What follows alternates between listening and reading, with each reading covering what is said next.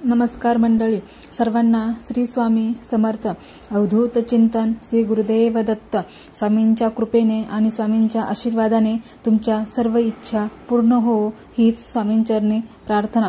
तर आज आपण स्वामी समर्थ महाराजांची खूप सुंदर अशी सेवा, अगदी सोपी सेवा बघणार आहोत. ज्यांना मग त्या ताई असोत किंवा दादा असोत, जे कोणी असेल, ज्यांना स्वामींची सेवा करण्याची खूप इच्छा आहे पण कामाअभावी वेळेअभावी जमत नाही, त्यांच्या आयुष्यामध्ये खूप संकटे आहेत, अडचणी आहेत, त्यांच्यासाठी ही खूप साधी आणि सोपी सेवा आहे. तर ही सेवा अतिशय प्रभावी अशी सेवा आहे. मी असं म्हणत नाही की तुम्ही दररोज 1-1 तास 2-2 तास ही सेवा करा. तर तुम्हाला फक्त दिवसातून 10 ते 15 मिनिटे ही सेवा करायची आहे. ती तुम्ही दिवसभरात कधीही करू शकता. अगदी तुमच्या वेळेमध्ये सकाळ, दुपार, संध्याकाळ अगदी कधीही सेवा करू शकता. चला तर मग सेवेला सुरुवात करूया. तर काय करायचंय बघा. दररोजची जी देवपूजा तर आपण सकाळी सकाळी नेहमी करतो आणि ती सर्वजण न चुकता करतात. आता देवपूजा वगैरे झाल्यावर महाराजांची मूर्ती किंवा फोटो आपल्या देवघरात असतोच. आता आपण स्वामी सेवेकरी आहोत, आपण स्वामींची नित्य सेवा करतो, तर आपल्या देवघरात स्वामींचं अधिष्ठान असणे खूप महत्त्वाचं आहे. आता या सेवेचे लाभ मी तुम्हाला सांगणार आहे आणि या सेवेने आपल्या आयुष्यात काय बदल होतात तेही मी तुम्हाला सांगणार आहे. त्यामुळे व्हिडिओ शेवटपर्यंत नक्की बघा.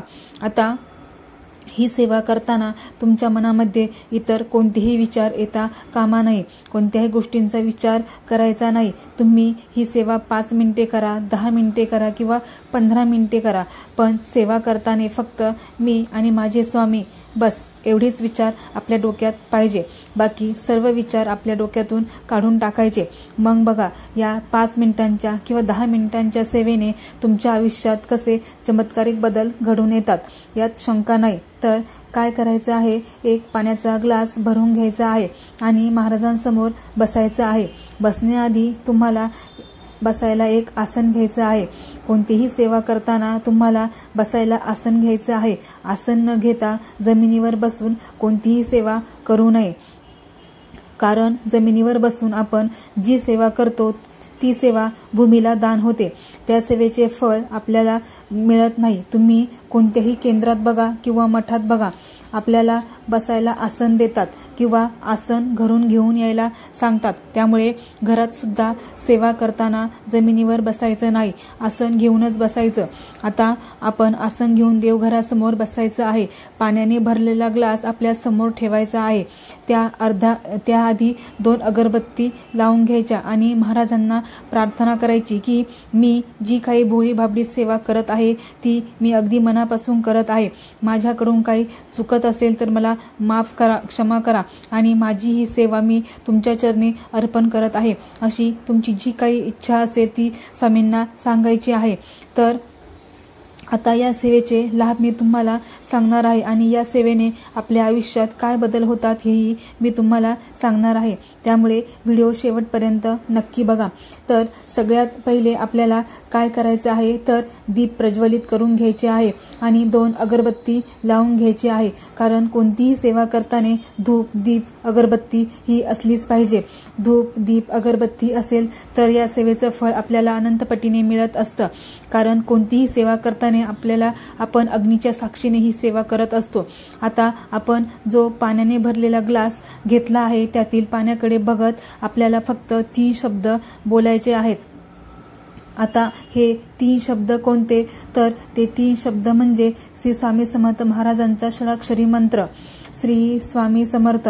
तुम्हाला जर जपमाळ घेऊन स्वामींचं नामस्मरण करायला जमत नसेल तर फक्त हात जोडायचे आहे आणि त्या पाण्याकडे एकटक बघत श्री स्वामी समर्थ, श्री स्वामी समर्थ, श्री स्वामी समर्थ, श्री स्वामी समर्थ असं एकाच टोनमध्ये तुम्हाला नामस्मरण करायचं आहे. बघा आता, तर पाणी घेऊनच का बरं करायचं आहे? तर पाणी हे असे तत्व आहे की जे वाईट शक्ती खेचून घेतं, निगेटिव्हिटी खेचून घेतं. म्हणजे आकर्षण पॉवर जी असते ना, ती पाण्यामध्ये खूप जास्त प्रमाणात असते.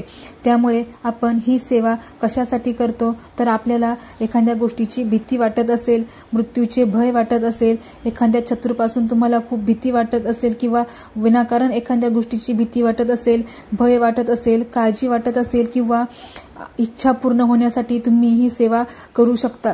किंवा एखाद्या व्यक्ती आजारी आहे, त्याला आजारातून मुक्त करण्यासाठी देखील तुम्ही ही सेवा करू शकता.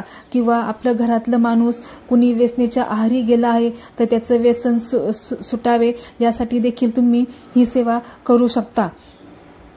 आता ही सेवा करत असताना आपल्या मनामध्ये हाच विचार पाहिजे की ज्यासाठी मी ही सेवा करत आहे त्या संकटातून मी मुक्त झालेली आहे, असाच विचार आपण करायचा आहे. आणि ते पाणी जे आहे ते पाणी आपल्या घरातील निगेटिव्हिटी, आपल्या मनातील निगेटिव्हिटी ज्या काही वाईट आहे ना, ते सगळं ते पाणी शोषून घेत असतं, ओढून घेत असतं.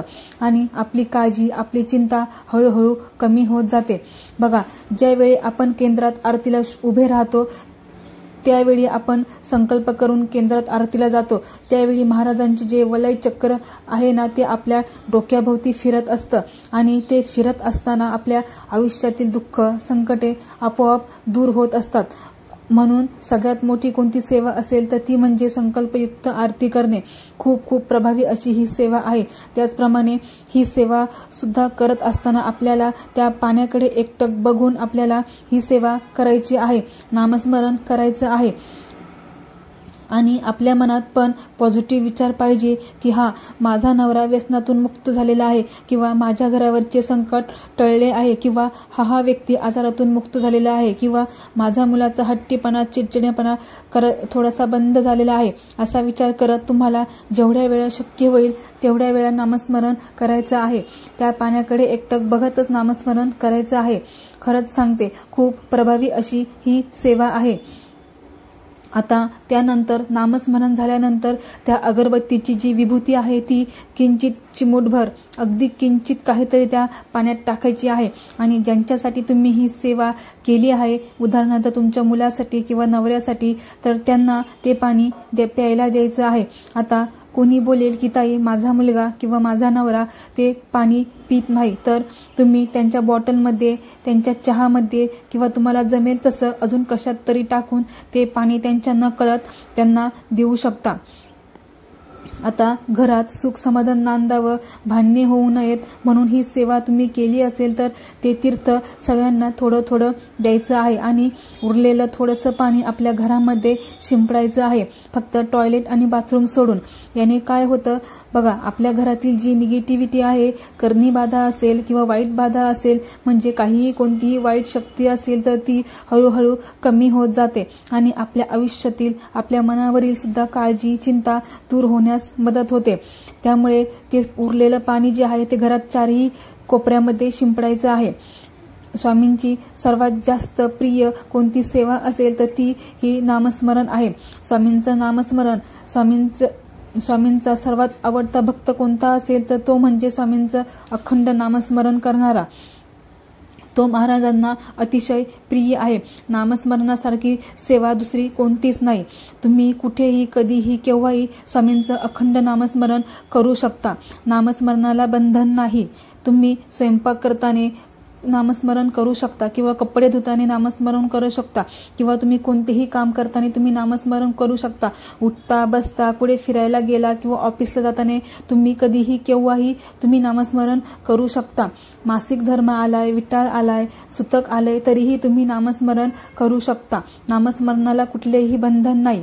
त्यामुळे ही सेवा सुद्धा नामस्मरणाचीच आहे. आणि जेव्हा आपण पाण्याकडे बघत नामस्मरण करतो तेव्हा कमीत कमी आपल्याला ऐकू येईल एवढ्या मोठ्या आवाजात आपल्याला नामस्मरण करायचं आहे.